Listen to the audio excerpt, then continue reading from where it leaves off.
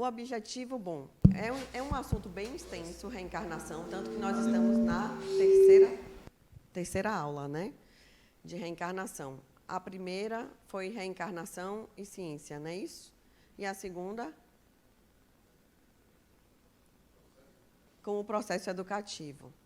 Então, vocês já discutiram bastante reencarnação.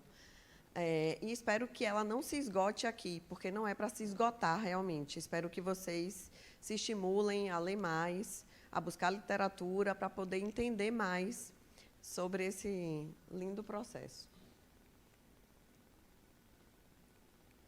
Pronto. O objetivo geral dessa aula é explicar o processo da reencarnação como um fato biológico, inerente aos seres vivos e que varia de acordo com o nível de evolução de cada um. Então, já desde cara, aqui no objetivo geral, a gente percebe que a reencarnação não é igual para todo mundo. Muito pelo contrário, ela é individual, ela é para cada um de uma forma. Tá? E ela é um processo natural, inerente ao ser humano. Quer você queira ou não, quer você tenha consciência ou não, quer você aceite ou negue, você vai reencarnar. E os objetivos específicos, que é o que a gente vai tentar destrinchar ao longo dessa aula, que eu espero que essa aula também seja um debate, tá, gente? Eu prefiro uma aula como se fosse um bate-papo. Então, à medida que eu for falando e vocês tiverem alguma dúvida, eu prefiro que suspendam a mão e a gente vai tirando a dúvida ao longo da aula, tá? Então, o primeiro objetivo é perceber de forma lógica como se processa a reencarnação em suas particularidades. O 2 é perceber que o processo reencarnatório requer alterações do corpo espiritual.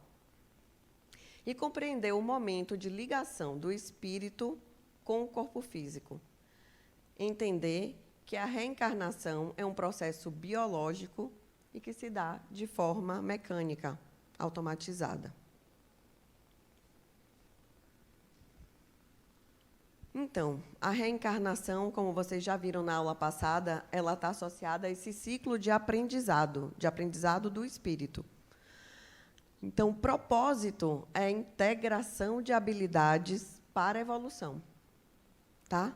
Então, à medida que a gente vai reencarnando, a gente vai adquirindo essas habilidades, passando por experiências, por aprendizados, e, a partir daí, a gente vai se tornando cada vez mais complexo, né?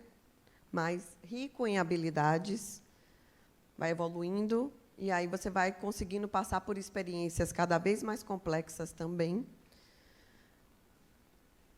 e sabendo lidar melhor com essas experiências. Ela é original porque sempre há um novo personagem. Então, esse personagem que aqui está, cada um de vocês, eu, Silvia, esse personagem ele vai morrer, de fato, mas meu espírito continua com todas essas minhas experiências, e quando eu voltar, daqui a algum tempo, numa outra época, eu vou forjar um novo personagem, que não será a Silvia, né? Vai estar em outra época, em outra cultura, em outra sociedade, que não seja em outra cultura, em outra família, muitas vezes. Então, sempre um novo personagem, novo contexto, novas experiências, nunca uma reencarnação será igual à outra. E ela é limitada até quando for necessário o aprendizado na dimensão material. Então, a gente não sabe até quando será necessário esse aprendizado na dimensão material. Até lá, a gente segue reencarnando. Até aí, tudo bem? Se alguém quiser fazer alguma pergunta, pode levantar, tá? Eu trouxe esse desenho, esse gráfico, para falar um pouco como se dá o processo da reencarnação ao longo dos milênios. Então, eu queria que vocês imaginassem que o primeiro pontinho lá, amarelo, é um princípio espiritual. E esse princípio espiritual, ele precisa, para ele começar a integrar habilidades, para ele começar a evoluir de alguma forma, ele precisa se conectar à matéria. E, a princípio, nós, espíritos imortais, começamos as nossas encarnações lá atrás, no reino mineral, depois vegetal, depois animal, até chegar ao reino hominal. Então, lá, no primeiro pontinho lá, a gente é um princípio espiritual, que vai conectando com a matéria. Inicialmente simples, nós partimos de uma célula simples. A partir daí, a gente começa a integrar habilidades. São habilidades simples também, trocas bioquímicas, químicas. E aí, você já começa, quer dizer, o princípio espiritual já começa a ter capacidade de forjar uma matéria mais complexa, um pouquinho mais complexa, porque ele já tem algum conhecimento.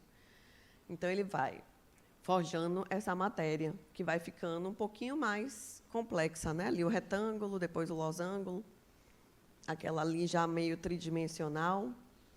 E ali eu coloquei as plantas e os animais.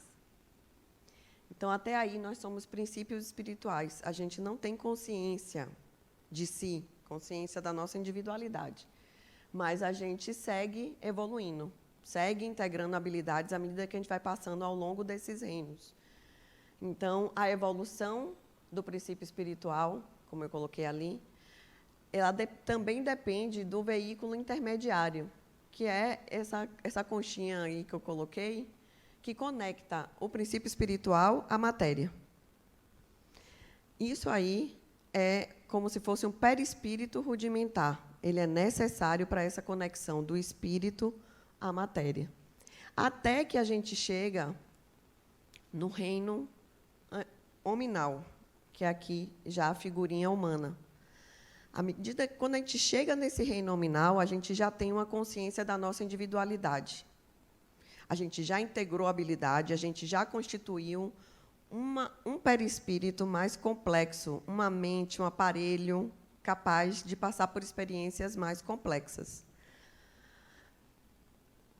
E aí, a partir daí, a gente começa o nosso processo de ampliação de consciência. Porque, no início, lá nos primórdios, no homem mais primitivo, a nossa consciência é bem rudimentar também.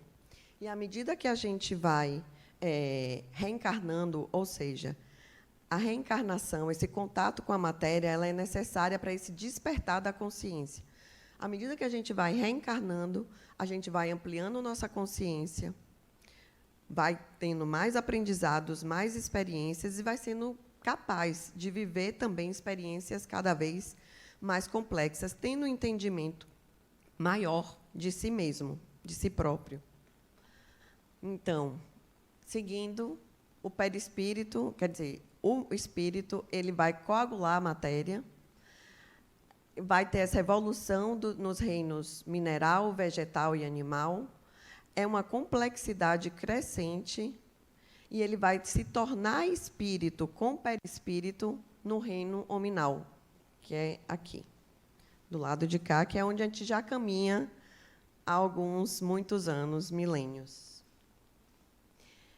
Então, para começar, para instigar um pouco vocês, eu trouxe essas duas frases.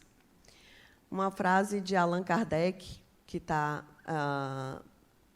acho que no Livro dos Espíritos, que é: a união do corpo físico ao perispírito começa na concepção, mas só se completa na ocasião do nascimento.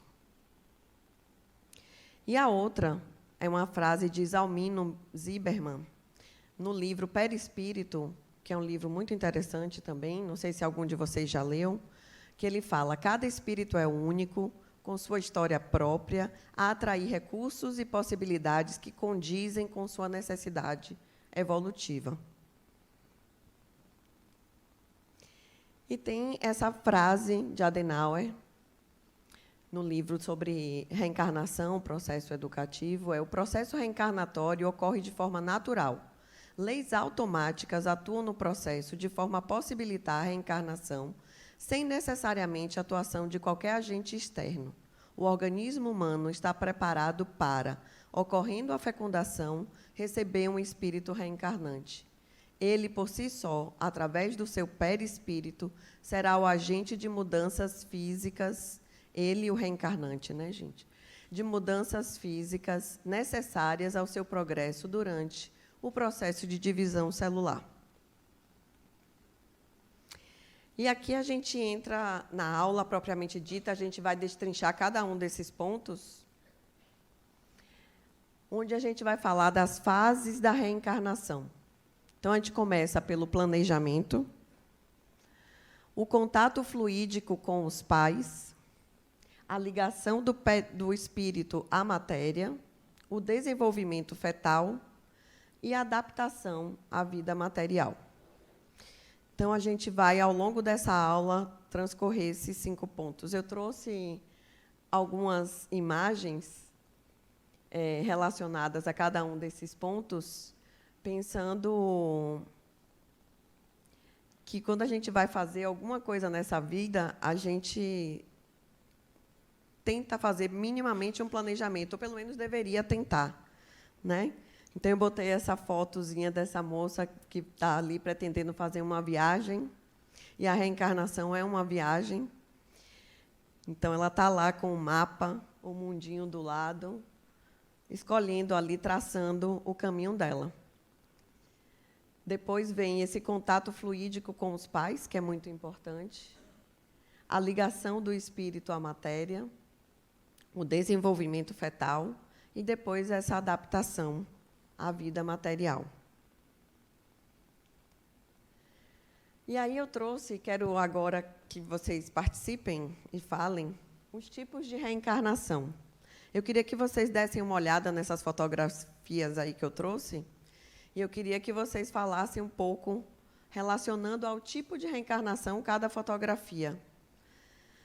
Então, o que é que vocês pensam, por exemplo, da primeira fotografia? Ou da segunda, ou da terceira? Espera aí, só um pouquinho que precisa do microfone, né? É aqui.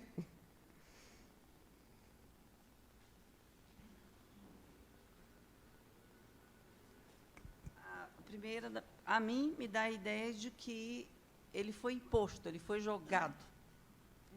Não foi escolhido, você foi imposto a nascer. Certo, certíssimo. E a segunda, aproveitando que você já pegou aí o microfone? A segunda me dá a ideia de que eu tenho opção de escolha. Estou decidido para que lado eu vou. Se eu vou para cá, se eu vou para lá. Dessa a ideia. Isso. E a última? Fui jogado de paraquedas. Ou você vai ou você não vai. Tem muita escolha. E aí, gente? Alguém quer falar um pouquinho sobre essas fotografias mais?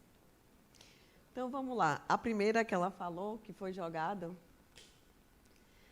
seria essa reencarnação compulsória, né? Então, a reencarnação compulsória é quando o espírito ainda não está apto a fazer as escolhas por si só. Às vezes, ele está num grau de perturbação ou de não consciência, às vezes, ele nem está entendendo direito aonde ele se encontra, né? Como ele está, mas ali o perispírito dele já pode estar fragilizado de uma forma que, de fato, ele precisa de uma reencarnação, precisa desse choque anímico, até para continuar esse processo de evolução dele. Então, ele vai. E, geralmente, quem escolhe isso, né, quem vai escolher por ele, quem vai, digamos assim, empurrar nesse voo, é uma equipe que está direcionada a esse processo, né, que trabalha com esse processo de reencarnação. Então, essa seria a reencarnação compulsória. A segunda, onde você vê ali 2 pessoas, como se fosse um orientando o outro, né, nessa queda, seria uma reencarnação proposta. Leva em consideração o livre-arbítrio relativo da pessoa, ou seja, a pessoa vai estar ali conversando, discutindo, debatendo, escolhendo pelo menos o gênero das suas provas, dizendo não, não quero dessa forma, prefiro dessa forma, para mim é melhor dessa forma, né? Nós não escolhemos o tipo das provas, das experiências que vamos passar, mas a gente escolhe mais ou menos o gênero, né? E tem alguém ali como um tutor, né? Alguém que vai ali te ajudando nessas escolhas. E, por fim, essa seria a livre. A livre é quando esse espírito já atingiu um nível de consciência e entendimento capaz de permiti-lo participar ativamente do processo. Esse é o objetivo de todos nós. Você já adquiriu essas habilidades, você já tem uma consciência maior de si, você é capaz de pular sozinho, direcionar o seu voo, saber o que você tem que fazer nesse processo, saber onde você quer chegar com esse salto, né? Esse seria o ideal. Eu imagino que todos nós já passamos, talvez pela compulsória, talvez a maioria de nós está na proposta, algum de nós já está na livre, quem sabe, né? O fato é que a gente tem que, nessa vida, tentar ir ampliando essa consciência para tentar se tornar cada vez mais protagonista da nossa própria vida, desse salto ou desse mergulho. Dúvidas? Alguém quer falar?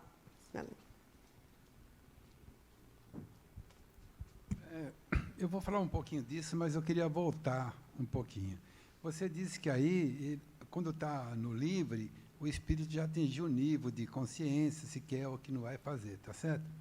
Lá no comecinho, você leu que Allan Kardec só diz que o espírito só começa quando a criança nasce, tá certo?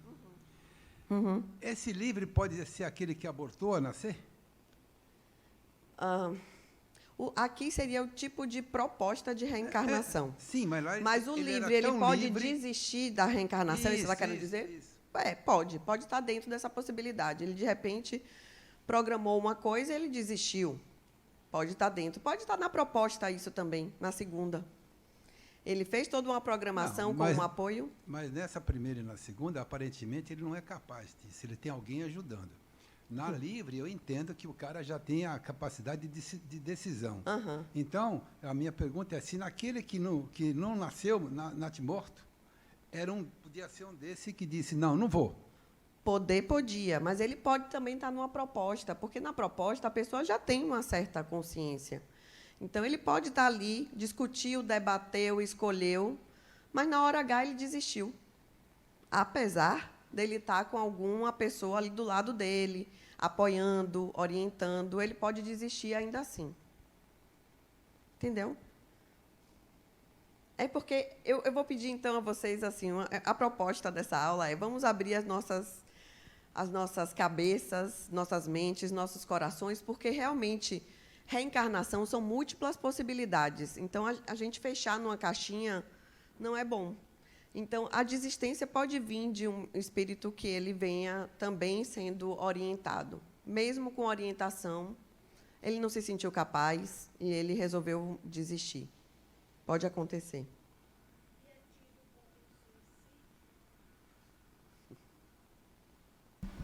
Acho que deu para todo mundo. Oi. Oi, Silvia, Morgana. E é tido como um suicídio? Boa pergunta, Morgana. Há quem considere, sim, quando o espírito já está ali naquele processo, e ele é um natimorto, ou seja, já está no avançar da gravidez, ele já tem essa conexão ali com o feto, né, com a matéria, e aí ele desiste. Há quem considere como uma forma, vou botar assim, entre aspas, de suicídio. Oi, eu sou Verônica, tudo bem? Tudo bem, Verônica? Por exemplo, quando fala assim, é suicídio, natimorto, etc. Mas e se for uma proposta entre esse espírito que está nascendo e essa mãe que está, né, concebendo, entre eles, antes de tudo? Antes até dela vir como mãe. Dela reencarnar. Sim. Como não é mais, no meu parco entendimento, não é mais, esse pensamento não é mais coerente no fato. Eu vou dizer isso porque eu perdi 3 filhos, tá? Sim. E simplesmente perdia. Mas eu já tinha sido mãe. Sim.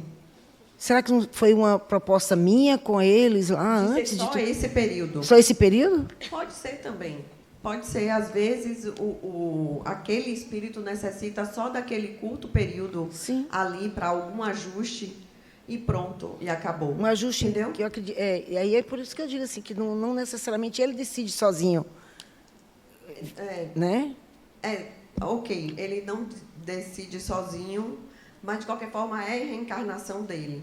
Então ele acaba ali interferindo. Para que a mãe interfira, precisa ter uma interferência perispirítica mesmo, a ponto de causar algum dano, alguma falha em algum órgão que leve ao óbito do bebê. Entendeu? Quando a mãe tem algum problema de saúde, ou desenvolve algum problema de saúde durante a gravidez, e esse problema de saúde acaba levando ao natimorto. Entendi. Essa é outra possibilidade. É outra também. possibilidade. Ou seja, são múltiplas as possibilidades, sim. São múltiplas. Ok. Obrigada. Vou seguir, viu, gente? Planejamento da reencarnação. O objetivo de planejar a reencarnação é de proporcionar a cada espírito os meios necessários ao seu adiantamento emocional, intelectual e moral. Então, voltando àquilo que eu falei lá atrás, a gente busca planejar as coisas, né? Vocês buscam, sei lá, planejar minimamente as coisas importantes, tipo a faculdade que vai fazer, o trabalho que vai entrar, se vai passar por algum concurso, se vai fazer uma viagem que considere importante. A gente, em geral, senta, planeja, vê o que é que precisa fazer, se eu preciso fazer um curso a mais, né? O tanto que eu preciso estudar, qual é aquela disciplina, como é que eu vou me organizar em relação aos estudos. Se for uma viagem, qual é o avião que eu vou pegar, de onde até onde, por onde eu vou passar, que dia eu vou, que dia eu volto. Então, a gente costuma fazer esse planejamento, ou pelo menos deveria. Então, planejamento é importante. Isso. Aqui mais um.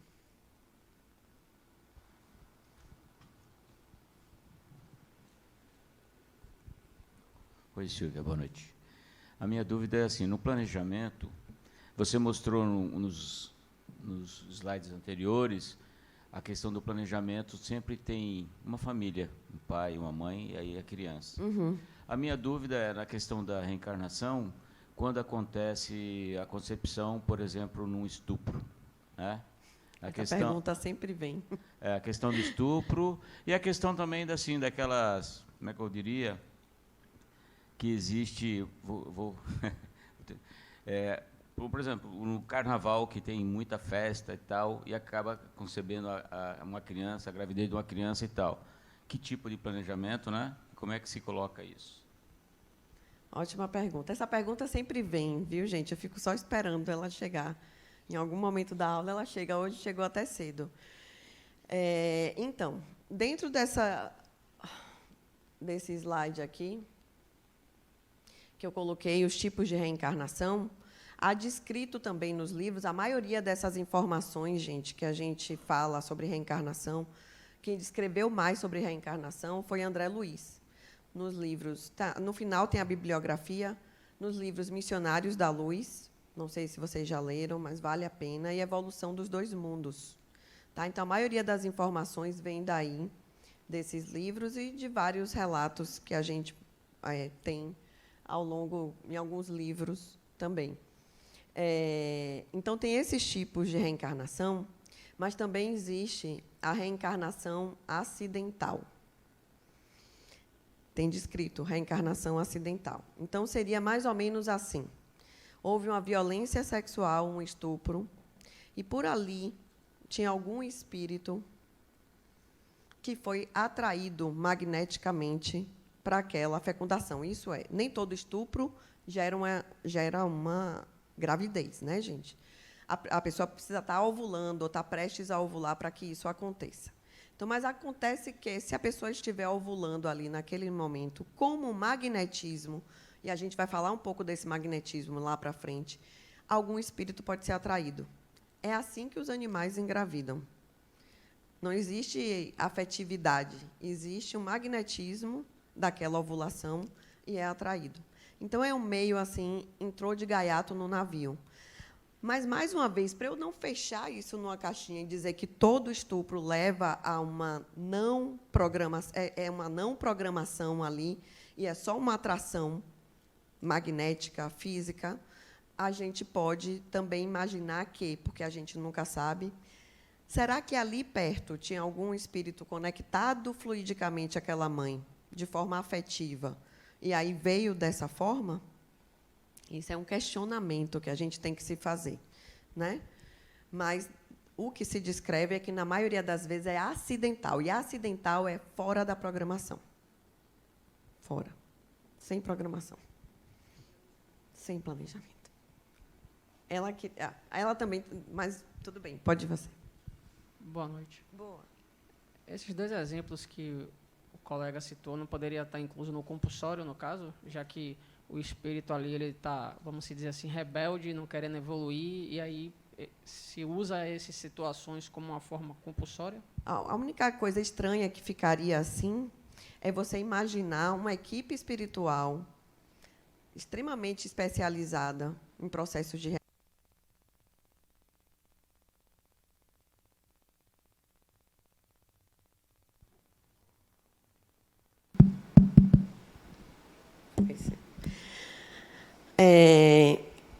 utilizar uma situação dessa de violência para uma reencarnação compulsória. Então, a reencarnação compulsória ela está descrita como uma equipe que planeja essa reencarnação. E, entendendo aquele indivíduo ali, a equipe escolhe a melhor forma daquela pessoa reencarnar, digamos assim. Então, os livros descrevem como acidental mesmo, uma coisa fora da programação. Você tinha feito uma segunda pergunta? Não, era com relação à questão da, por exemplo, a concepção, uma aventura amorosa. Essa de aventura amorosa, mas com o consentimento da pessoa, talvez, aí a gente não sabe o que a pessoa tinha programado com aquele outro espírito de repente. Tá? Eu vou dar um exemplo de uma pessoa que eu conheço que, numa dessas aventuras, que também tinha bebido um pouquinho mais, né, acabou engravidando de gêmeos. E ela acabou levando essa gravidez adiante de gêmeos, porque ela entendeu, digamos assim, a responsabilidade dela diante daquilo. Ela não foi violentada, ela foi um pouco irresponsável naquele momento, esqueceu, tinha bebido, etc., né? E ela levou adiante essa gravidez. Então, às vezes, conscientemente, ela podia dizer, meu Deus do céu, eu não poderia estar grávida, não, totalmente fora da programação, uma pessoa que não é nada minha, né? Mãe solteira. Mas, inconscientemente, a gente não sabe qual o acordo dela. Tem descrito em um dos livros, inclusive, eu já vou lhe atender, viu? Tem descrito em um dos livros que uma mulher que dizia, não posso engravidar porque financeiramente não era viável, porque ela seria mãe solteira. Mas, inconscientemente, ou quando ela desdobrava no sono, ela encontrava com aquele espírito e ela queria aquela gravidez. E já havia um acordo entre eles, e eles queriam aquela gravidez.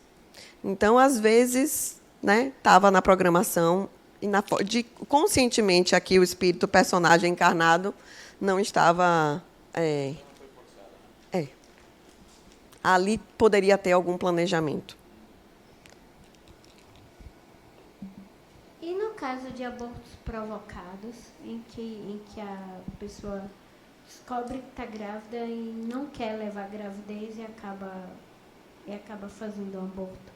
Então, nesse caso de aborto provocado, é claro que a gente pensa que primeiro, a gente tem que levar em consideração aquela mulher também, né? O que é que ela está passando, o que foi que provocou ela, assim, o que é que motivou ela a fazer um aborto provocado. Então, se ela estava se sentindo muito sozinha, desamparada, desesperada, né? Porque na maioria das vezes tem todo esse contexto, tá? Segundo, que a gente deve levar em conta no abortamento. Que gera muita culpa, né, também nessas mulheres, esse abortamento provocado. Qual a ligação desses dois espíritos? Então, digamos que eu estou lá na dimensão espiritual e eu combinei com a minha irmã que eu ia ser filha dela na próxima encarnação. E está tudo combinado aqui entre nós. Mas aí minha irmã, aos 17 anos, engravida e vai ver que era essa a programação mesmo, mas ela se desespera porque ela será mãe solteira, porque ela não tem condição nenhuma, e ela provoca um abortamento. Só que eu tenho uma ligação muito forte com minha irmã, de muitas vidas. Eu vou compreender essa minha irmã, ou eu vou ficar com raiva dela? Vou querer me vingar dela? Entendeu? Então, acho que a gente tem que começar a tirar essa culpa dessa relação de abortamento, entender que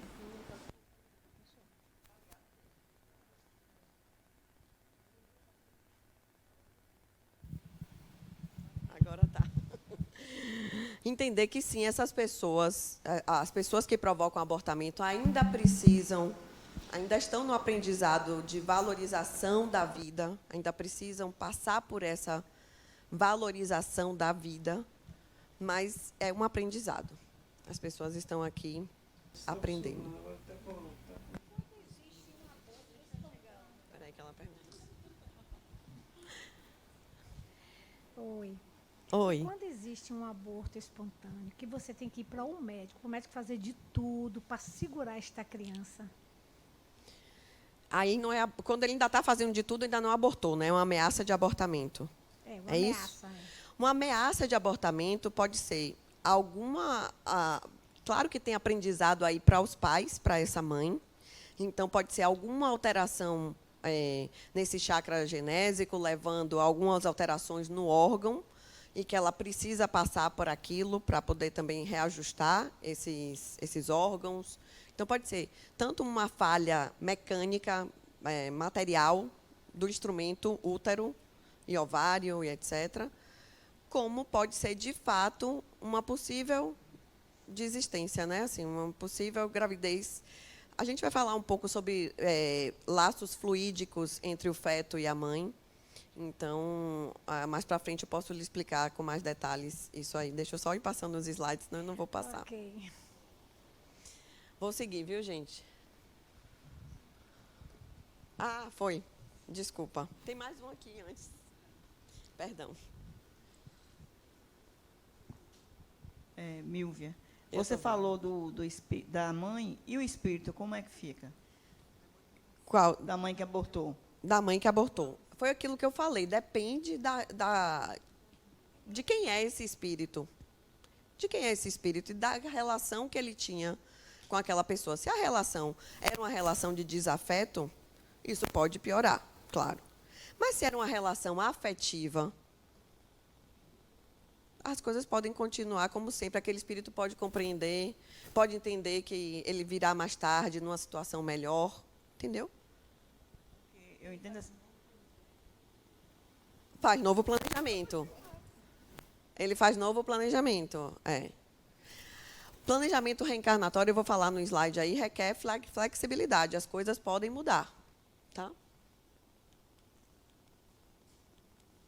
Então, quem realiza o planejamento? O próprio espírito, em condições morais e intelectuais. Livro dos Espíritos, a pergunta 258. Os espíritos sem condições têm um planejamento delegado, também é a outra pergunta do Livro dos Espíritos 262. E aí eu trago essa provocação só para vocês entrarem no ritmo dessa ULI, que vai trazer muito para a gente as nossas experiências de vida, o que a gente vem passando. Então, Jung fala, até você se tornar consciente, o inconsciente irá dirigir sua vida e você vai chamá-lo de destino. Então, fazendo referência à reencarnação compulsória, quem vai guiar o que você vai passar, as suas experiências, as suas provas, etc., é muito o que você traz no seu inconsciente. Aquilo que não é conhecido, que você ainda não trouxe para a consciência, é aquilo que vai te guiar. Então, para refletir. E aí eu trago esse projeto biológico, né, planejamento da reencarnação. O planejamento da reencarnação inclui o projeto biológico, que é você pensar no corpo físico, caracteres externos, se eles forem importantes para a sua evolução, para o seu crescimento, Caracteres internos, que aí são os seus órgãos, a vitalidade deles, se vem com algum defeito, se não vem com algum defeito, se vem com alguma predisposição a alguma doença, se vai passar por alguma dificuldade física. Então, escolher o corpo físico. Projeto social, que é importantíssimo, a gente vai ver também um pouquinho lá para frente, é em que família eu vou reencarnar, né? Quem serão meus pais? Né? Quem vai estar junto de mim? Quem vai me educar, me orientar?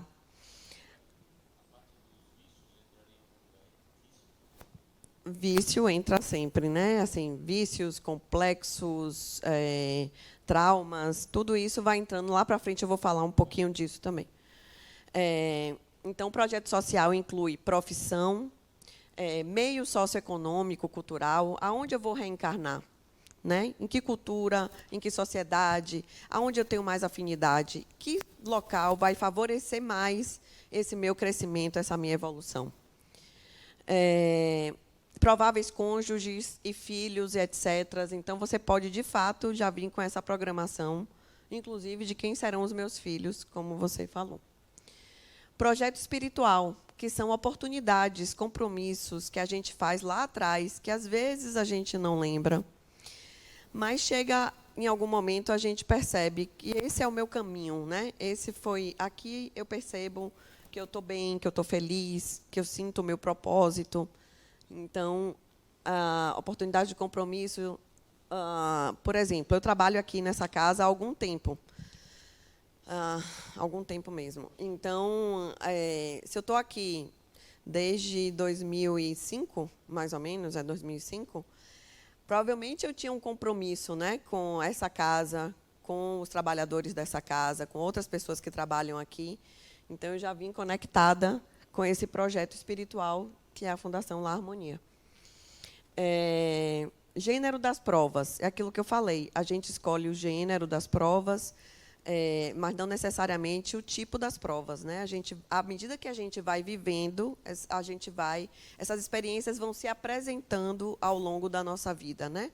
A vida sempre dialoga com a gente, sempre vai nos convidando para passar por algumas experiências. Às vezes a gente diz não, às vezes a gente diz sim, mas a gente vai passando por essas experiências. E o propósito da vida, esse é o objetivo, né? Você tentar se conectar com esse propósito. É uma coisa também que vocês vão discutir muito ao longo dessa ULE. E as suas tendências e predisposições. Tendências são aqueles caminhos que a gente já está acostumado a andar, né? A fluir, onde flui a energia da nossa vida. E as predisposições são aquelas que a gente já carrega conosco ao longo da nossa vida, por experiências passadas também. Seja por nossas habilidades, então eu tenho algumas predisposições que estão relacionadas às minhas habilidades, ao que eu sei fazer, ao que eu faço bem, ao que eu gosto de fazer, né? E tem aquelas predisposições que estão associadas às minhas inabilidades, a coisas que eu não fiz bem, a coisas que eu não sei ainda fazer, a experiências mais negativas, né? Então, o planejamento da reencarnação, ele requer flexibilidade. Flexibilidade porque, por exemplo, eu planejei toda a minha viagem, tudo bonitinho, comprei minha passagem, programei meus hotéis, sei que dia eu vou, que dia eu volto, tudo certinho, que eu vou passar, onde eu quero ir. Mas, de repente, eu chego no aeroporto e está tendo alguma greve, voos atrasados, eu não consigo sair no horário, voo cancelado, eu só viajo no dia seguinte, aí eu perdi minha conexão, aí eu cheguei no hotel atrasado, aí o hotel cancelou minha reserva, tudo isso pode acontecer, né? Então, por isso que reencarnar, e esse planejamento reencarnatório exige flexibilidade, porque você pode chegar e as coisas não estarem exatamente como você planejou, e você vai ter que fazer do limão a limonada para ir se ajeitando, né? Então, são sempre múltiplas possibilidades na reencarnação. Nunca colocar a reencarnação numa caixinha fechada, sabe? É sempre tentar ampliar a consciência, ampliar a forma de olhar para a reencarnação. E também podem haver correções de rumo, e a correções de rumos ela tem muito a ver com o livre-arbítrio da gente. Então, eu posso, de repente, reencarnar, eu tenho 2 filhos. E na minha programação estava lá ter 2 filhos, mas eu desisti. Ou nem encontrei com meu suposto cônjuge. Ou encontrei e não deu certo, não quis ficar. Resolvi me dedicar só à minha profissão. E aí eu não vou ter filhos. Decidi que não vou ter filhos, que eu vou ser uma profissional apenas e não quero ser mãe. Isso pode acontecer. E as pessoas que combinaram comigo, como ficam? Então, isso é uma correção de rumo que foi o meu livre-arbítrio. Foi uma escolha minha. Fui eu que decidi que não ia ser mais daquele jeito. E aí, essa é uma outra proposta para vocês, que é planejar desde já. Planejar desde já é começar planejando essa reencarnação aqui agora. É fazer essa reflexão. Como é que está a minha vida agora? Está legal? Tá tudo bem? Eu estou fazendo o que eu gosto? Eu estou feliz com o que eu faço? Eu moro onde eu gostaria? Ou eu queria fazer uma coisa completamente diferente? Lá atrás eu não pude fazer. Então, a gente pode planejar aonde você quer chegar, né? Já me aposentei. Sim, mas o que é que você já se aposentou? Mas o que é que você tem ainda a oferecer? O que é que você gostaria de fazer? O que é que você ainda pode oferecer para você mesmo e para os outros? Então, planejar a reencarnação pode ser ao longo dela mesmo. É a gente começar a se conhecer. Isso faz parte desse processo de autoconhecimento, autodescobrimento, que vocês vão fazer esse mergulho aí ao longo da ULI. Mas é importante olhar para isso pensando quem sou eu, onde eu quero chegar nessa reencarnação atual. E aí você pode começar a querer planejar lá para frente a sua futura reencarnação. Já vou chegar em você.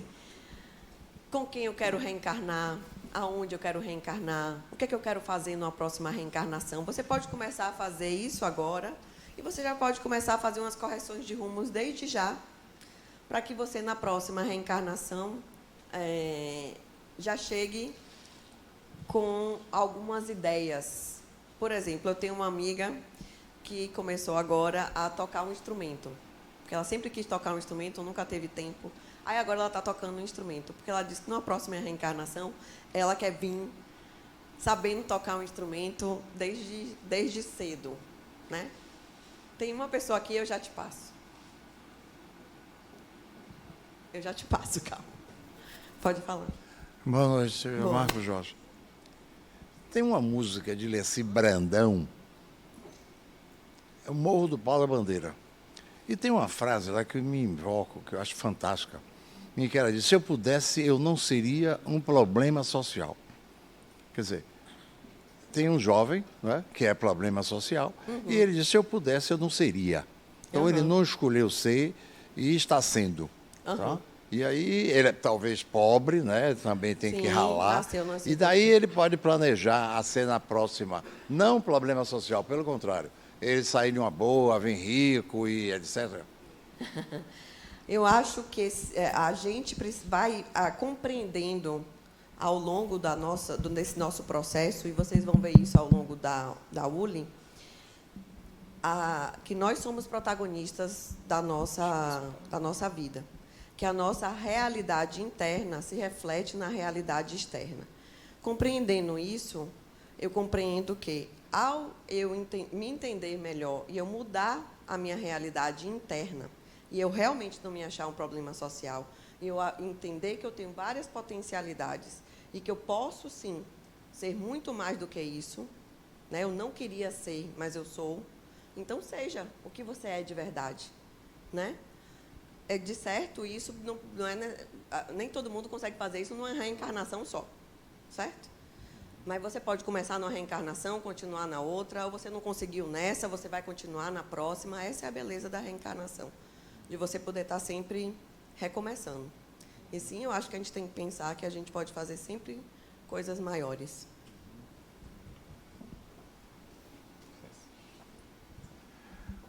Ai. Está lhe incomodando, né, a aula? Veja só, eu sou contestador mesmo, veja só. A ideia se não estou enganado, logo no começo, que chega aqui, diz que a gente nasce, o Espírito vem, e a gente não sabe o que ele traz, porque ele é um Espírito que a gente vai estar recebendo. Tá certo? Agora, se eu que já for nascer sabendo o que eu vou ser, como é que é essa história? Se o Espírito, quando chega na gente, tá certo? Ele não traz. A gente diz que tem que melhorar. Eu uma vez até perguntei, mas não tem a cadernetinha para avisar o que ele tinha que melhorar. Então, ele não sabe de nada. Ele era de 2000, de 1900. Chegou Sim. agora, tudo mudou. Então, ele vai começar novo como ele veio novo. Eu não acredito que eu fico aqui, bonitinho. Na outra vez quero nascer assim, com o cabelo para cima, que não sei o quê. Não é isso, não. Acho que isso é maluquice. Não Tá é? joia. Acho que a pessoa quer tentar forçar uma coisa que a gente não sabe. Já é tão difícil falar sobre o espírito, né? Porque deixa para lá. E a gente ainda fica achando que a gente vai formar o espírito do jeito que a gente quer. Eu quero ser bonitão, quero ter as pernas grossas, quero ter o cabelo lindo. Não, acho que não é isso, essa discussão aqui. Não é isso? A discussão não é formar um bonitão Mas você de disse que eu cabelo posso liso. pensar que eu vou tocar flauta daqui na O próxima ideal. geração. Vamos lá, deixa eu lhe responder desde o Que início. ele toque nessa, então. Olha, veja só. Nós não nascemos tábula rasa. Porque, como você colocou, nós nascemos tábula rasa. E eu não trago nenhuma informação, eu não trago nada. Não é verdade. A gente já vem evoluindo desde lá de trás, como eu mostrei naquele gráfico. E a gente vem integrando habilidades ao longo de milênios. A gente vem integrando experiências. Se eu vivi lá em 1900, eu integrei essas habilidades lá em 1900. Em 1900, se eu fui mãe, se eu fui professora, eu fui integrando essas habilidades. Isso vem comigo. Vem comigo aonde? Na minha mente, no meu aparelho psíquico, que está onde? No perispírito. Eu posso não me lembrar de tudo, mas está lá as minhas habilidades, os meus conhecimentos, as experiências que eu vivi, estão no meu inconsciente. Então, eu tenho 2 filhos. Eu posso ter até 2 filhos gêmeos, idênticos. Eles vão ter a mesma personalidade? Não. Eles não terão a mesma personalidade. Porque eles já vêm com a bagagem deles. Cada um já traz a sua bagagem. E a gente vai no processo de educar, né? De entender quais são as tendências de cada um. O que a gente está falando, isso é um ponto. Então, eu não acho, e aí você pode discordar de mim, não tem o menor problema, mas eu não acho que a gente chega aqui tábula rasa, que eu vou começar tudo do zero. Segundo, tem o período de intermissão, o período que nós vivemos na dimensão espiritual. Eu estou aqui encarnada, eu, Silvia, espírito imortal, estou aqui encarnada. Toda vez que eu durmo, eu dou minha passeada na dimensão espiritual. Desencarnei, estou lá na dimensão espiritual. Eu não fico estacionada na dimensão espiritual em 1900. Eu não fico. Só se realmente eu quiser ficar. Fiquei inconsciente, não consegui, ainda sou um espírito que precisa muito aprender, fiquei paralisada em alguma situação traumática que eu vivi, e ali eu estou durante muito tempo ali paralisada. Mas eu entendo que a maioria de nós que está aqui, e o senhor também, não vai ficar paralisado na dimensão, lá em 1900. Lá, você continua aprendendo. Vocês vão trabalhar muito isso no ciclo 5, as dimensões espirituais. Vocês continuam na dimensão espiritual, a dimensão espiritual que lhe é afim, aonde você vai. Só o senhor sabe onde eu vou, só eu sei. Mas eu continuo ali, o meu trabalho, o meu projeto, o meu propósito de vida. Quando eu coloquei ali vida com V maiúsculo, eu não estava me referindo só a essa vida material, é a vida do espírito mesmo, é a vida. Então, nós continuamos evoluindo em outra dimensão também. E quando eu chego, eu também trago os conhecimentos que eu trouxe dessa dimensão que eu vivi lá atrás. Então, esse é o meu entendimento, né? Esse é o entendimento também, penso aqui, da casa. Sim, a gente pode planejar. E quando eu falei de órgãos externos ali, é o que pode lhe trazer crescimento, o que faz com que você traga aprendizado. E sim, a gente pode interferir. Djalma até brinca muito, diz que ele vai ser bem bonito quando ele vier a próxima vez. Djalma sempre faz essa brincadeira. Que é isso aqui, né, que você estava falando. A gente pode. Quanto mais consciente você tiver de quem você é, mais você pode interferir nesse planejamento aqui.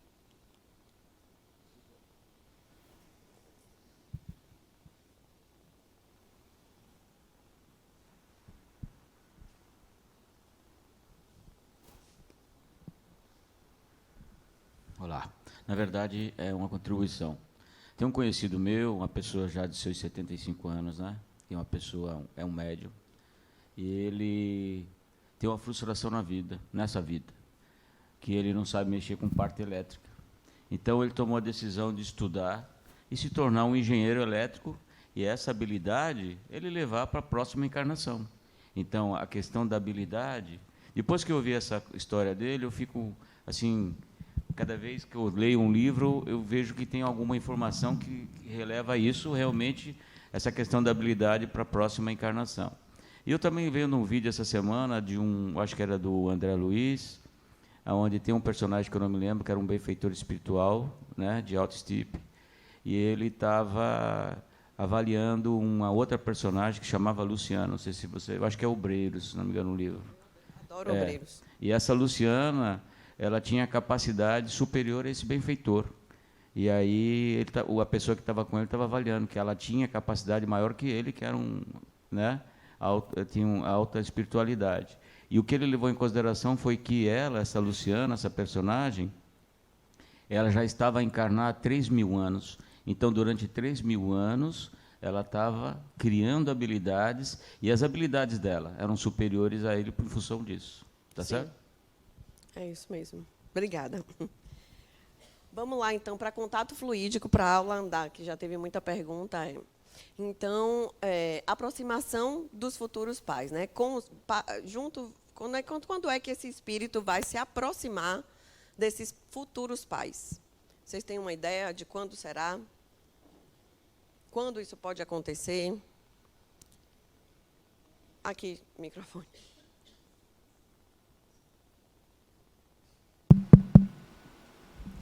Oi, eu sempre soube, né, apesar de ter nascido no berço espírita, que os pais aceitam os filhos, né, a receber naquele lar. Sim, os pais aceitam, assim como aquele espírito também vai aceitar. Mas essa aproximação, digamos que ela fez a combinação lá com o filho dela. Então, essa combinação foi feita antes dela reencarnar. Não quer dizer que seu filho está lá juntinho com você sua vida toda, porque ele também tem mais o que fazer lá da vida dele. Mas, quando vai chegando o tempo dessa reencarnação, vai se aproximando esse momento da reencarnação, aquele espírito ele já começa, se houve esse planejamento, esse acordo, ele já começa a ficar junto ali dos pais, da família, da mãe. Né? É quando a mãe já começa a ter esses pensamentos de quero engravidar, vou parar de usar o método contraceptivo. Né? Então, é nesse processo, nesse momento, que começa essa aproximação. Então, por exemplo, eu quando eu tinha tido já o meu primeiro filho, e estava amamentando, de vez em quando a gente tira aqueles cochilos amamentando, assim, cansada, de madrugada, eu segurava o meu filho e eu ia com a outra mão segurar o segundo filho. Eu tinha a sensação de que tinha outro bebê para eu segurar ali. E eu comecei a ter uma percepção de que de uma bebê passando por mim, engateando entre eu e meu marido. Eu engravidei logo depois da minha segunda filha. Então, eu acho que ela já estava ali, quando meu filho tinha uns 6, 7 meses, ela já começou a grudar em mim. Depois que ela nasceu, quando ela era pequenininha, ela falou assim, mamãe, eu queria vir primeiro. Aí eu disse para ela, como o mais velho é mais calminho, eu digo, Deus sabe o que faz, né? Botou primeiro o mais calminho, porque ela é mais espoleta mesmo. Era, né? Agora ela já é uma adulta. Silvia, de novo, na minha família tem um fato muito bonito. Meu primeiro irmão que puxou, né? Com 8 meses de idade, meu pai estava sentado na escrivania, ele pediu uma caneta e um papel. 8 meses. Aí meu pai pegou e deu. Ele disse, vai chegar uma menina, escreveu. Vai chegar uma menina e o nome da minha irmã vai se chamar Rosimeire. Chegou Rosimeire. Ele escreveu com 8 meses? Com 8 meses de idade. Uma coisa inacreditável. Vamos lá. Mas, no caso, no plano espiritual, existe também esse encontro? Ou não? Sim, quando os pais desdobram. É isso que você quer falar? Não, no caso, os pais estão no plano espiritual e os filhos também, ou não? Não Pode, existe? pode ter esse planejamento lá. Os pais reencarnam primeiro e a criança vem depois, pode. E pode ter esse encontro quando desdobra também. Existem vários relatos, inclusive a encarnação de Segismundo, no livro Missionários da Luz, fala justamente isso, que eles, quando desdobravam, encontravam com Segismundo, e a equipe que fazia esse processo, esse planejamento da reencarnação, para programar essa reencarnação de Segismundo. Então, pode ser antes, pode ser durante também. Então, existe uma preparação para essa nova existência, né? Que é aquilo que eu já falei, desse contato, e os pais já se programarem para ter um filho, etc., quando é assim, né, gente? A família com propósitos e necessidades compatíveis para o processo educativo. Então, isso é importante no planejamento também. A família que você vem. Geralmente, a gente nasce conectada com os nossos afetos, né? Mas pode vir também conectado um não afeto àquela família, né? E o objetivo é que esse laço, que pode ser um laço de rancor, de raiva, de vingança, possa ser transformado em um laço de amor com essa mudança de papéis e com essa reencarnação. Isso. Avaliam-se, então, gráfico genético, situação mental e clima afetivo entre os pais. Isso aí, avaliam-se, a gente fala muito da equipe técnica. Então, em Missionários da Luz, nesse capítulo Reencarnação, que fala da reencarnação de Segismundo, eles explicam tudo a André Luiz. Uma das coisas que eles fazem é olhar esses gráficos genéticos. E André Luiz, que era médico, não entende algumas coisas desse gráfico. Esse livro é de 1945, tá, gente?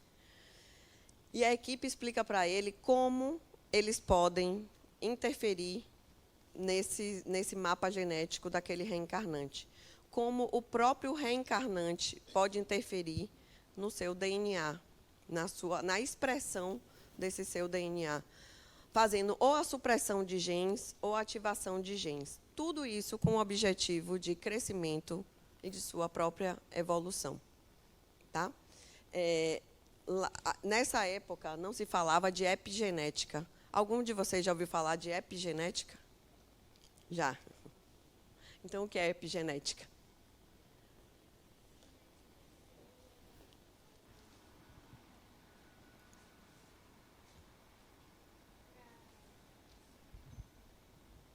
Epigenética seria algo para fazer tratamentos personalizados? Tem tratamentos também.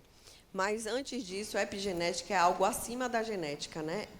A epigenética fala de experiências, ou seja, fatores externos, ambientais, de experiências, podem mudar a expressão do gene.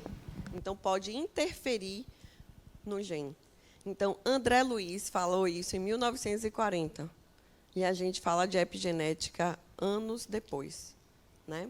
Então, ele não entendia, ele colocou até como se ele não tivesse nunca lido e entendido nada, mas era capaz de serem modificadas as expressões dos genes.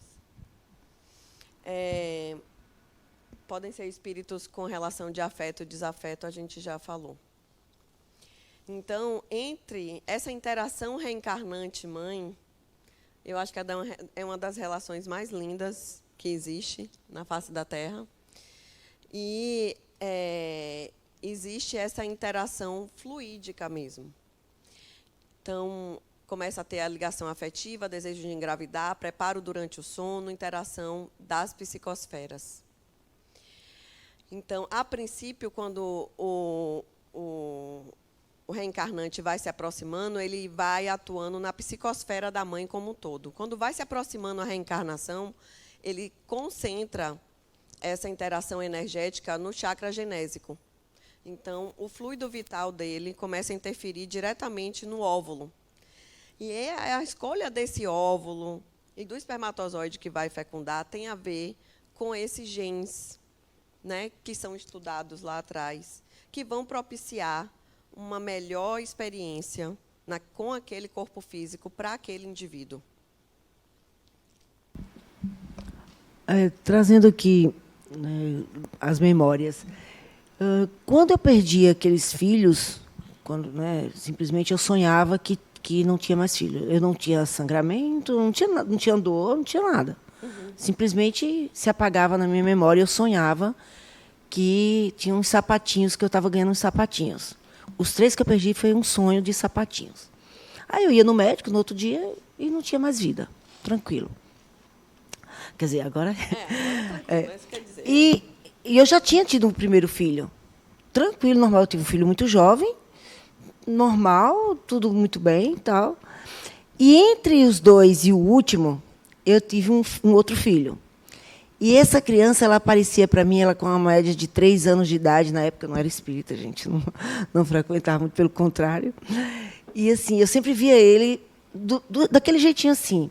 E eu tive meu segundo filho, que nasceu. E ele quase perdi 2 vezes. Quando ele tinha 4 anos de idade, me veio à memória, eu tirei uma foto dele.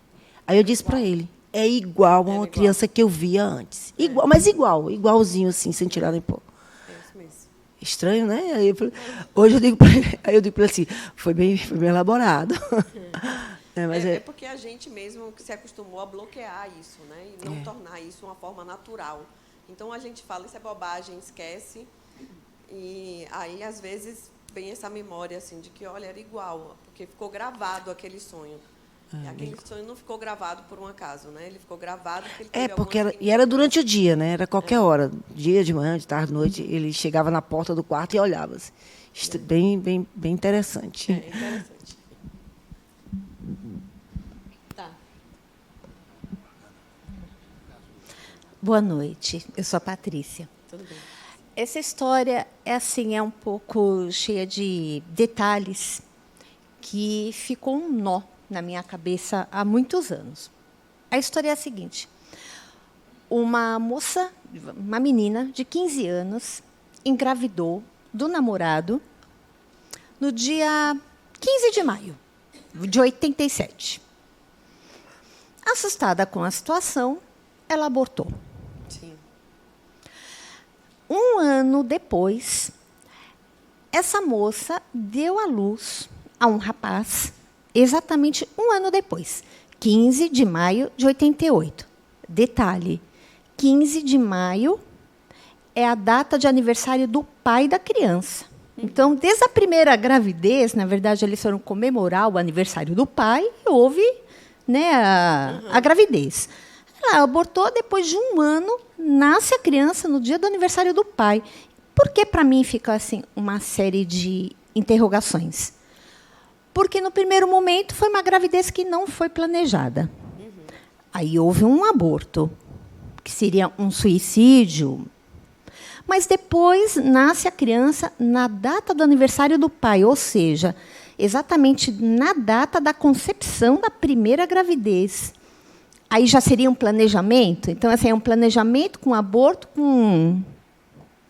É isso. Qual a leitura que você faria dessa situação? Eu tento simplificar assim, as coisas. Eu não me conecto muito às datas em si. Quando você falou um aborto, foi um aborto provocado? Então, não foi assim um suicídio, né? Foi um aborto provocado.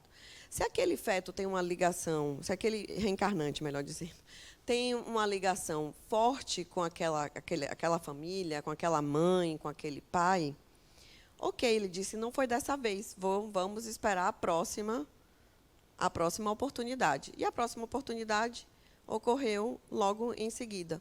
Possivelmente é o mesmo espírito que está voltando, entendeu? Aquele que não deu certo ali, mas ele voltou. Então, o planejamento existia desde a primeira, muito provavelmente. Muito provavelmente, né? A gente não sabe, mas deve ter sido. Então, o óvulo ele é envolvido e magnetizado pelas vibrações do reencarnante. E ele vai atrair o espermatozoide cujos os genes vibram na mesma energia. Tá? Isso, em medicina, a gente chama de quimiotaxia. A gente sabe que existe essa quimiotaxia. Não é qualquer espermatozoide que vai fecundar um óvulo. Existe como se um espermatozoide escolhido. E, de fato, se a gente for olhar por essa questão perispirítica, né, dessa escolha desse espermatozoide que traga a informação genética necessária para aquele espírito, explica essa quimiotaxia. Então, é atraído aquele espermatozoide que vibra na mesma linha desse óvulo que está impregnado pelo reencarnante. E aí, o outro ponto da aula é ligação do espírito à matéria. Então, lembrando que a reencarnação é um automatismo biológico, existe esse automatismo da ovulação e fecundação, né? E a anidação, ela, de fato, que leva ao beta-HCG positivo. Então, quando ocorre a fecundação lá na trompa, o óvulo vem migrando, e ele, quando nida no útero, que aí a placenta se instala, começa a produzir o beta-HCG, aí a gravidez é positiva. Um tanto desses óvulos fecundados na trompa, em torno de 50%, ele não nida, ele é eliminado. Tá? Por isso que faz muito sentido a gente pensar na concepção, no momento da nidação. Então, o momento da nidação é que faz essa ligação do reencarnante com essa mãe. É quando tem um beta-HCG positivo. Por exemplo, fertilização in vitro. Fertilização in vitro, você vai tirar o óvulo da mãe, vai conectar com o espermatozoide do pai no laboratório. Tá? Vai esperar com que esse embrião tenha algumas divisões celulares, e aí, só numa determinada fase, você coloca esse embrião no útero materno, que é a fase que ele é capaz de nidar. Né? E só depois que vem o beta-HCG positivo, e aí a gente espera uns 7 dias, mais ou menos, para fazer esse exame, é que, de fato, a mulher está grávida. Então, mesmo que ela tenha embriões lá congelados e que coloque esses embriões, a gente só pode dizer que ela está grávida quando o beta-HCG está positivo, ou seja, quando ocorre a nidação desse embrião no útero. E eu trouxe essa frase, que é do livro, está no livro Perispírito, mas é da Folha Espírita, que é uma frase que eu adoro, acho muito poética, que fala: se observar bem, o útero é uma sala de materialização. É aí, nessa câmara escura, onde se dá a transdução da matéria invisível para a matéria tangível biológica. Então, o útero é uma linda câmara de materialização. É o nosso único meio que nós temos de chegar nessa vida material que nós estamos, é através de algum útero, de alguma mãe. Ainda voltando à ligação do espírito à matéria, falar um pouquinho dessa redução perispiritual, ou miniaturalização, não. Quando, na verdade, esse perispírito ele vai ser minimizado, né? Ele vai se tornar uma miniatura. E essa foto fala também da reencarnação de Segismundo, quando ele chegou, e aí ele precisa ser reduzido, porque o nosso perispírito tem o nosso formato de corpo físico, então o nosso tamanho. Então, se eu estou lá desencarnada, e eu sou uma adulta na dimensão espiritual, eu preciso dessa redução perispirítica. Então, eu preciso, quando o espírito é capaz de ajudar, ele vai mentalizar. Então, nesse livro, eles pedem para Segismundo mentalizar, colaborar, mentalizando a forma fetal. O que é que acontece? Acontece que o perispírito ele é semimaterial, Então, ele tem moléculas, e essas moléculas elas estão mais afastadas, porque ele é um veículo mais sutil, mais leve. Quando a gente faz, quando é feita essa redução, existe uma aproximação dessas moléculas, diminuindo esses espaços intermoleculares, tá? E aí é possível que ele se transforme numa posição mais fetal e possa ir se conectando àquele feto que está sendo formado. Então, isso fala da plasticidade do perispírito, onde correntes eletromagnéticas vão se impondo e fazendo com que ele se reduza. E o próprio espírito pode ajudar bastante nesse processo.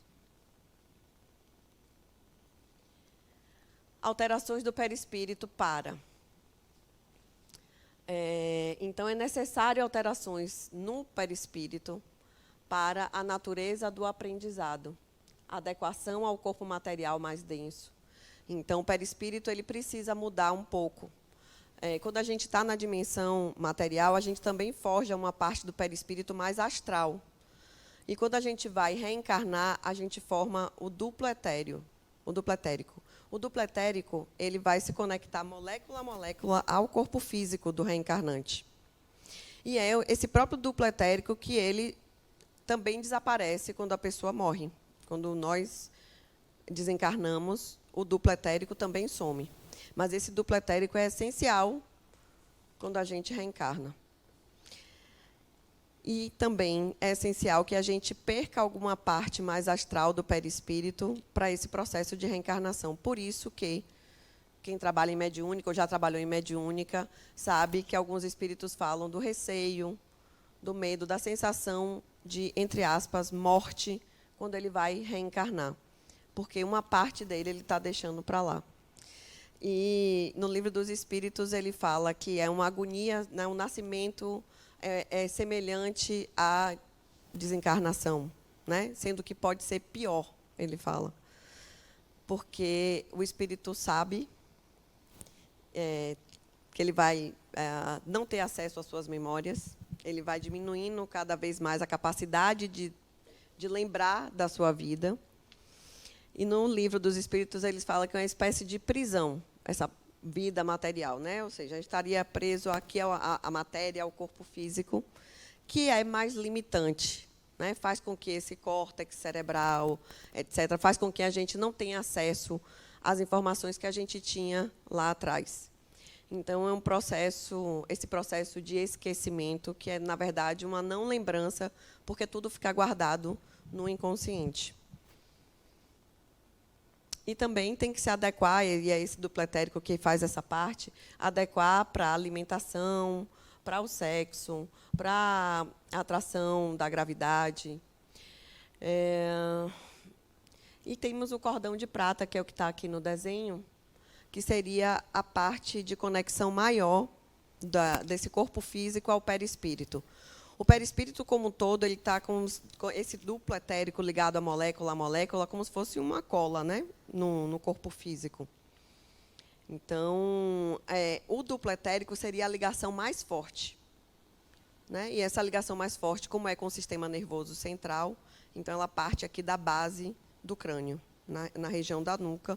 Inclusive, está descrito que, muitas vezes, para você identificar que aquele espírito está encarnado, quando nós dormimos, desdobramos, é a presença desse cordão de prata, né, que está descrito em vários livros. Então, o nosso perispírito ele tem o MOB, que é um modelo de organização biológica. O MOB foi descrito por professor Hernani Guimarães, que é um espírita estudioso nessas questões do perispírito, é estudioso em várias coisas. Ele era professor da USP, era cientista, pesquisador. E aí ele descreveu esse MOB. O MOB é justamente esse molde do perispírito que vai formar o corpo físico. Então, todos nós temos esse MOB no nosso perispírito. Ele reflete a sua realidade psíquica. Ou seja, aquilo que você traz em você, na sua mente, a mente está no perispírito, ela vai se refletir no corpo físico. Então, se você tem vícios, traumas, culpas, medos, algo que ficou muito gravado no seu perispírito, ele pode se expressar no seu corpo físico. Ou ele vem associado ao seu psiquismo, mostrando as suas tendências e predisposições a continuar naquele vício, digamos, né? Então, tem aquelas pessoas que já vêm com essa predisposição, né? Então, se for um trauma muito grande, vocês viram na aula passada falar de Ian Stevenson. E Ian Stevenson descreve vários casos. Um dos casos mais interessantes é de uma menina que nasce com várias marcas no corpo. Não sei se vocês já ouviram falar desse caso, mas ela nasce com várias marcas no corpo, como se fossem anéis, assim, ao longo do corpo, principalmente numa perna, mais numa perna do que na outra. E ela tem uma memória, e Ian Stevenson descreve essa memória, essa lembrança de vidas passadas, muito mais em crianças, né? Crianças de 2 a 5 anos. E a gente vai discutir sobre isso lá um pouquinho mais na frente. Então, essa criança lembrava que ela tinha sido um caixeiro viajante que foi assaltado enquanto caixeiro viajante e que mutilaram seu corpo, botaram dentro de uma mala para poder desprezar esse corpo. Então, não foi ela que causou esse trauma, causaram esse trauma nela, né? Mas o trauma foi tão importante que, quando ela reencarnou com as marcas no seu corpo físico. O trauma atingiu tanto o seu perispírito que refletiu no seu futuro corpo físico. Tá? Então, isso não tem a ver com culpa, não foi ela que provocou, mas isso tem a ver com o trauma que ela passou. Então, para a gente ter ideia de como, às vezes, alguns traumas, culpas, medos podem fazer verdadeiros imprints no perispírito, que você acaba reproduzindo esses imprints no futuro corpo físico. Silvia, no caso das tatuagens, está em moda esse assunto, né? Tá em moda. Eu acredito que tatuagem não vai chegar até o perispírito, a não ser que seja uma tatuagem que, de fato... Porque o que fica no perispírito, o que causa imprint no perispírito, é o que tem muita emoção. Muito sentimento, emoção. E é assim que a gente lembra da nossa vida, né? Se a gente recapitular a nossa vida lá atrás, e você for lembrar da sua vida até os 7 anos, ou entre os 7 e os 14 anos, a gente sempre vai lembrar de coisas que, de alguma forma, trouxeram alguma emoção. Então, se for uma tatuagem, de repente, que traz uma emoção importante ali para aquela pessoa, de repente, pode ficar até uma marca, né, no corpo. Trazer uma mancha, alguma coisa assim, de repente. Que Ian Stevenson descreve também essas marcas de nascença, né? Mas, geralmente, elas estão associadas a traumas mais importantes.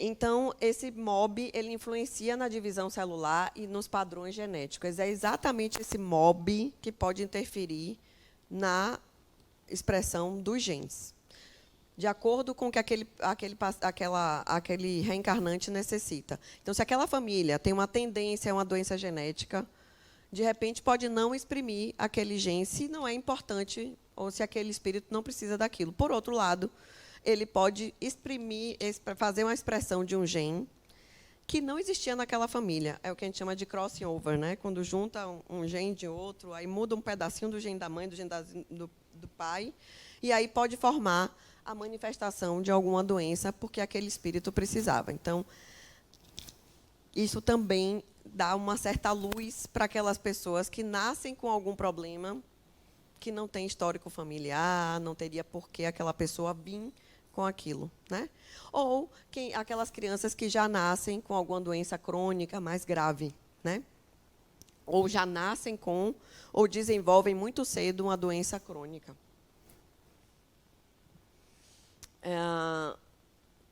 O duplo etérico ou corpo etérico se liga molécula a molécula, a matéria, já falei, cada célula tem sua individualidade, seu núcleo, seu DNA nos seus genes, e eles são as pontes, né? Esses genes são as pontes entre a dimensão física e a dimensão espiritual.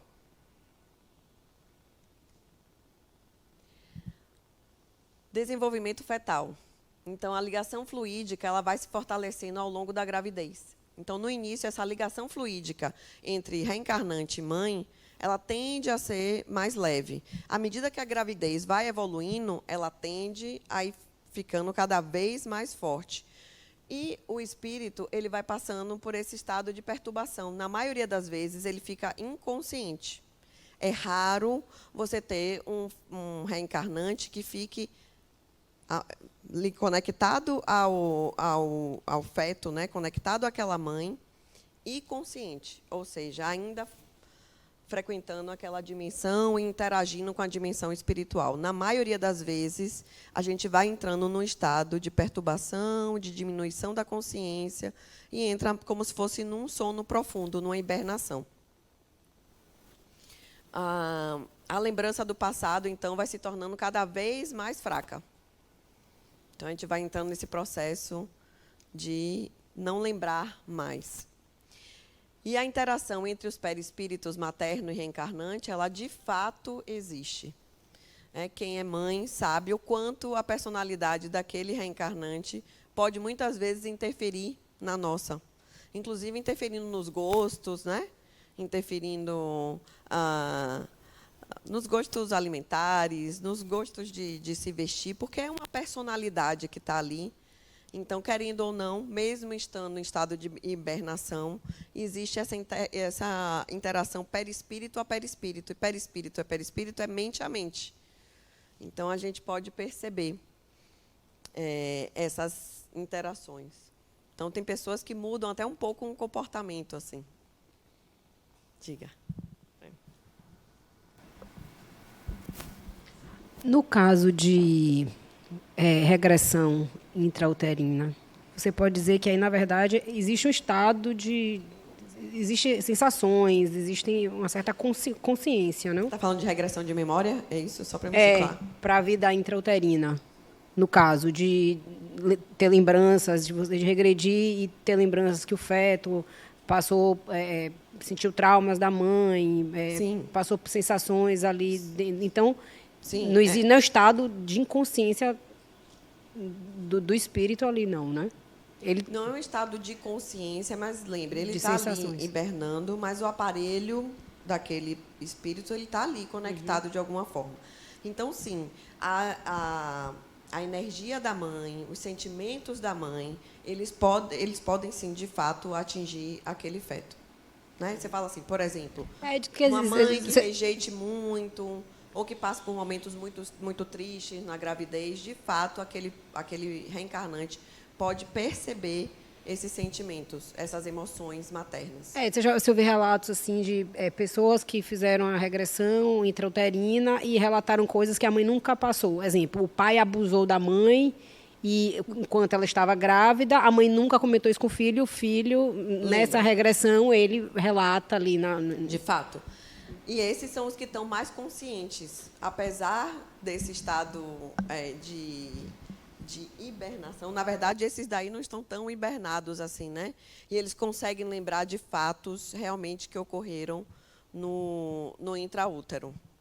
Tem um relato de uma criança que fala para a mãe o que ela falou para uma amiga. E aí a mãe se lembra que a única vez que ela falou aquilo para a amiga, que ela se chateou, brigou com a amiga e xingou a amiga, foi quando ela estava grávida. E essa criança relata isso. Mas você chamou ela de não sei o quê. E, de fato, só tinha acontecido isso na vida intrauterina. Então, de fato, sim, pode interferir, pode ter essa lembrança.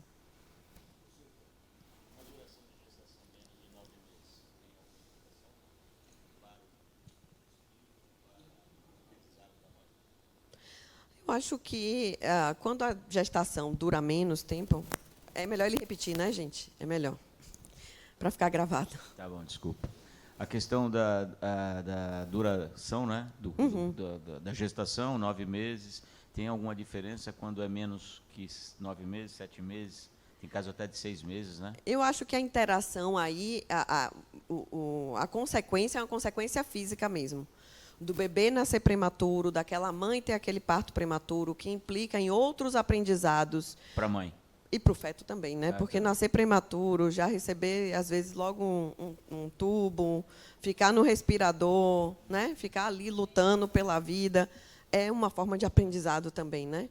Então, eu acho que é uma forma de aprendizado para ambos quando isso acontece.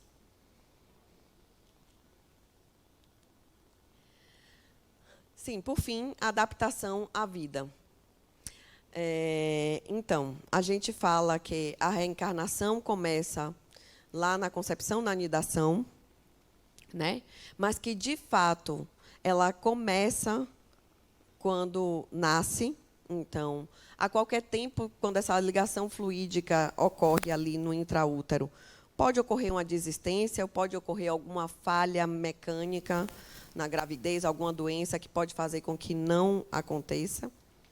Você também pode ter, existem relatos de fetos, né? Fetos formados, gravidez, sem uma conexão espiritual ali, porque o nosso corpo, mulher, tem essa capacidade de gerar um outro corpo, pelo automatismo que eu falei. Então, isso é raro, mas você pode ter, de repente, um feto que não haja conexão ali espiritual, e isso vai gerar também uma perda gestacional, tá? Mais para frente, ou logo cedo, ou um pouquinho depois, mas isso vai gerar uma perda.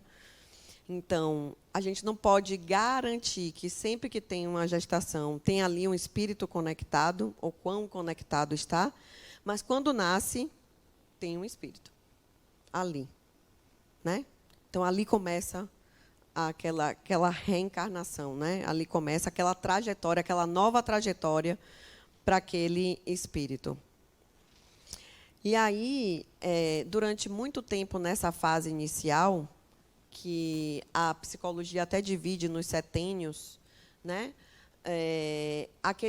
Aquela criança ainda está muito ligada também, muitas vezes, à dimensão espiritual. Por isso que ocorre dessas crianças de 2 a 5 anos ainda terem lembranças bem claras, às vezes, de outras vidas. Se vocês nunca leram o livro de Ian Stevenson, tem cada relato bem interessante. E eu acho que cada um pode lembrar de alguém, da família, ou filho de algum amigo que se lembrou de alguma história e que já falou e já contou o que era na vida passada, quando era pequenininho. E aí, de fato, psicologicamente falando, a criança, nessa fase, ela ainda está muito conectada aos pais, né? Elas são do jeitinho que o pai, que a mãe é, ou que quer ser, ela ainda é muito direcionada. Aos 7 anos, em média, pode ser um pouco mais, claro, pode ser um pouco menos, é como se a reencarnação chegasse ali nessa fase, entre 7, 12, 14 anos. E aí muitas mães falam, muitos pais, falam assim, nossa, como ele ficou diferente, nossa, como esse menino mudou. E não mudou, né? Ele está se mostrando ali quem ele é. Ele já está começando a mostrar que espírito sou eu, né? Quem sou eu, de fato. Então, ele já começa a se diferenciar do pai e da mãe, já se entende mais como uma pessoa independente do pai e da mãe. Então, é quando, de fato, a reencarnação se completa. Então, é quando ocorre já essa independência maior, ele já se sente mais independente, mais capaz de fazer as coisas sozinho, né? E é o começo da fixação desse senso de responsabilidade sobre si, né? É um processo de aprendizagem voltada ao corpo. Então, desculpa. Aproveitando aí os slides aí da sua explicação, você saberia explicar de alguma forma a questão das gravidez psicológica que as mulheres têm? Porque, segundo você está explicando aí, que tudo começa pelos laços fluídicos, né?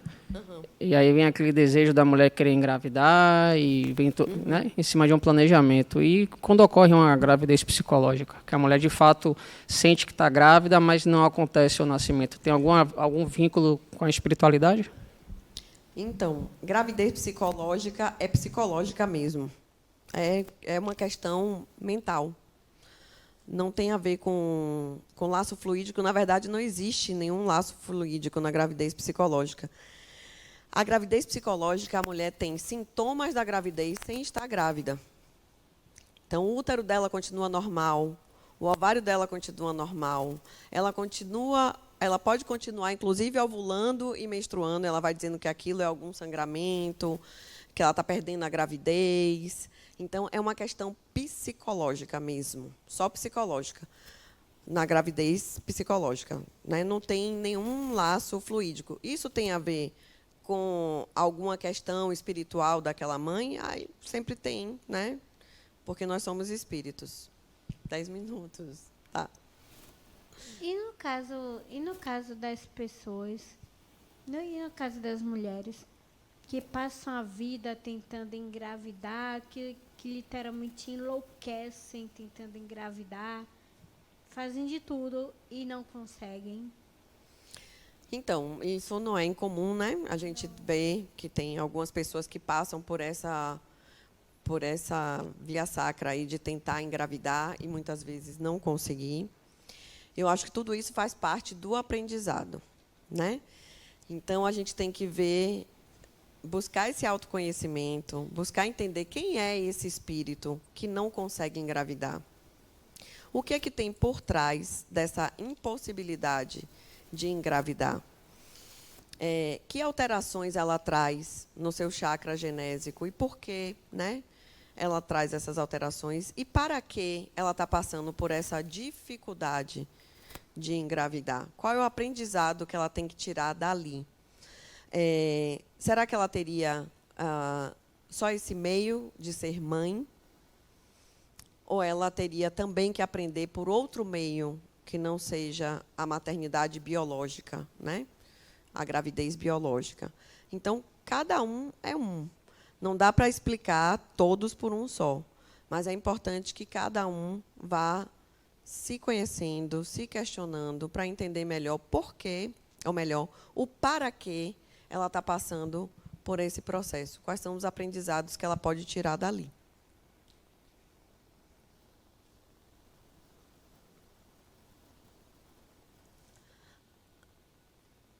Gente, pronto, 10 minutos já acabou. Se vocês querem fazer mais alguma pergunta sobre a aula, sobre o que foi dito, dúvidas. Já estou com tem mais uma pergunta. Morgan fez um relato, né? E a minha dúvida ficou no seguinte: quando a criança de 8 meses escreveu que viria aí, né, uma menina, quem estava falando é o espírito que iria encarnar, o que encarnou depois da menina? Ele psicografou para a criança de 8 meses? Quem sabe, gente? Não é?